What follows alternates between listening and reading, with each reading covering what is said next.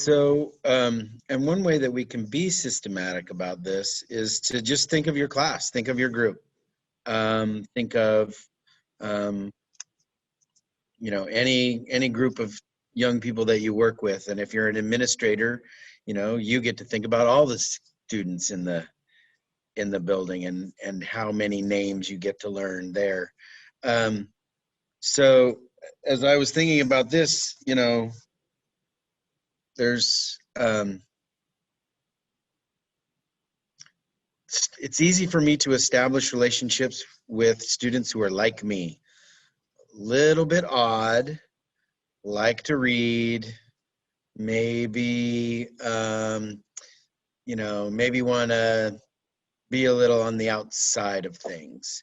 And so I can easily establish and maintain a relationship with them. And it's very difficult it's very easy, I should say, to restore a relationship if there's a discipline issue or whatever. But students who are less like me, who are maybe a little more popular, or maybe who have a little more resource or whatever, I have to try a little harder. And for students who are really very different from me, I have to try really hard to establish that relationship, because teaching high school students, they're not all cute and cuddly like those preschool students over at Wuching Preschool that Star and Angie get to cuddle up with. So, who are those prickly students that I need to get through to establish those relationships?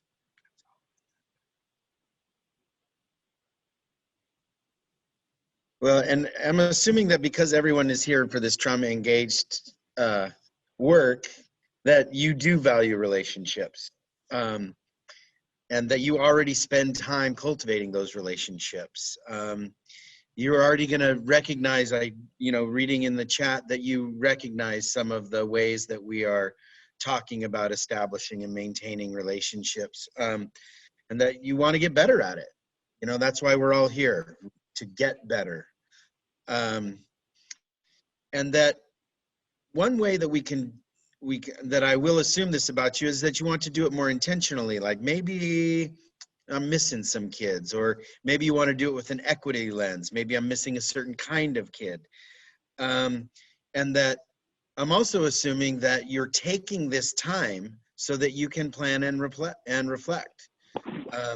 You're taking this time to get some of these structures to talk to your colleagues about it. And you want some concrete ways to apply this equity lens. And so I'm just going to start with those baseline assumptions of everyone. That we are here to do this work, and we are here to do this work well, and we are here to do this work together in ways that make sense for everybody. Thank you, Saul. And because we know that those student-teacher relationships are important for students to feel safe. And just like Lisa was talking about before, if there's not safety, there's not going to be learning.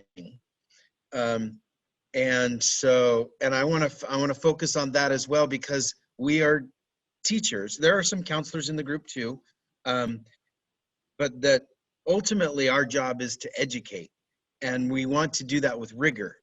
And we want to do that because another thing that builds trust is when a student recognizes in you that you believe in them, that you believe that you hold high expectations for them.